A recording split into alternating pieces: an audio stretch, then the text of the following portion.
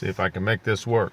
We have a 2011 Chevrolet Cruz with a 1.4 liter turbo. The customer's complaint is an intermittent, no crank, no start. And it should do it right now. Key to the crank position. Notice everything on the dash. Come back here. Key in the on position now. One thing to pay attention to is over here there's a theft light in this area where the seatbelt light is that's not illuminated, so we don't have a no start due to a no crank from the theft system. We did some research ahead of time and found a General Motors, what they call a preliminary information bulletin for these,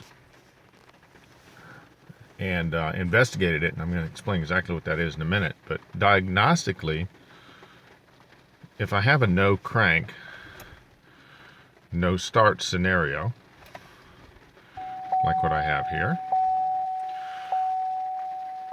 this car uses a relay controlled by the PCM to turn the starter motor on, to send a current to the S terminal of the starter and engage the starter. The PCM, powertrain control module, therefore, has control, direct control over when to start the engine.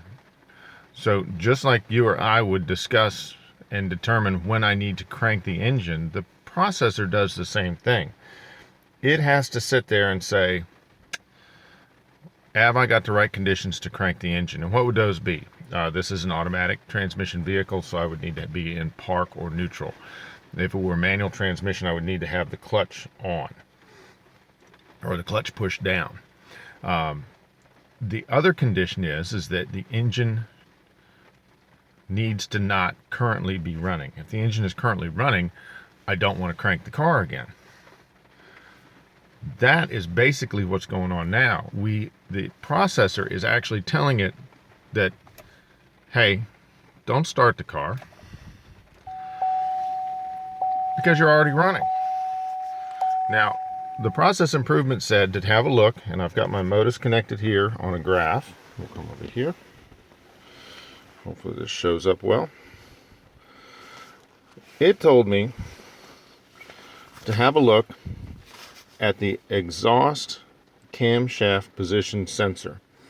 The processor in this car, General Motors, determined that they would use the exhaust camshaft position sensor as one of the inputs, or as the input, I should say, for the processor to decide if the engine is running or not. The engine's not running right now, as you can see by engine speed, 0 RPM. This input is picked up by the crankshaft position sensor down on the crankshaft. This car has dual variable cam timing on the intake and exhaust manifold camshafts. Well, here we go, exhaust and intake. And what we're looking at here is this is telling me my active counter, and this is normal operation for this to sawtooth up and down, and the faster I go, the quicker that sawtooth happens. What it's doing is this counter is saying this is how many times the exhaust cam has gone past my sensor. Okay, this is how quickly the exhaust cam is turning, and the intake is here also. So these should both be incrementing in a sawtooth pattern like that, because it goes 0 to 255 and then starts again at 0, 255 to 0. At the same time, only while the engine's running. Camshaft position sensor RPM, because the processor's not looking at the intake cam for this, only the exhaust camshaft, you can see that it is active and has been since the time frame I got in this car. This red digit here indicates what the current value is. You can see on the intake cam it's 0. Crankshaft, it's 0. But the CMP sensor exhaust is actually active with the engine not running. And that's also reflected up here. Now what I just noticed here when we started recording this is that we are actually degrading. There's a fault with the exhaust camshaft position sensor. And originally I was going to try to graph this also, but I have got a very nasty rainy day, and I'm doing this as a favor for a friend, so we are outside. But so I'm not going to be able to get a hold of it and actually graph it. But this works a very great demonstration for what we have going on. This is actually degrading closer and closer and closer to a zero. You can see in the trend over time.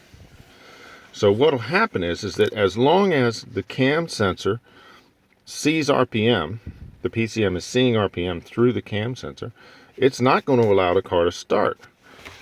Again, come over here to the crank position. It says, no, you're already running, so I'm not going to bother to start you. Come back down here, and we can actually see active counts.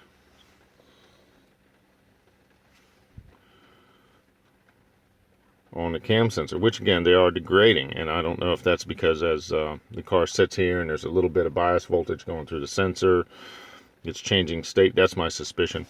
I don't think it has to do with temperature. This is actually a cold start first thing in the morning, but I've been told this happens pretty much any time it decides it wants to, so I'm not sure what the relevance there is. One theory we did talk about, and it should work, is that if you were to unplug the camshaft position sensor during this no crank condition and the car now starts, then that's a quick way of determining. And we did yesterday determine that while it was starting all the time, that you could disconnect the cam sensor and the car would still start. Oh, okay, now notice what just happened. This is what I was waiting for. Our current cam sensor RPM shows 0 RPM. Our exhaust cam active counter shows 192. Oh, it just popped 193. But we've definitely slowed down to almost nothing. Let's see if the car will start now. It's incrementing ever so slowly over here. It's not even picking it up really down here. Let's see if the car will start now. And now the car starts. As soon as it saw that exhaust cam go to 0, it said, yep, we're good to go. And now I can come back down here and let me show you on my screen, if it'll focus again. This is the normal.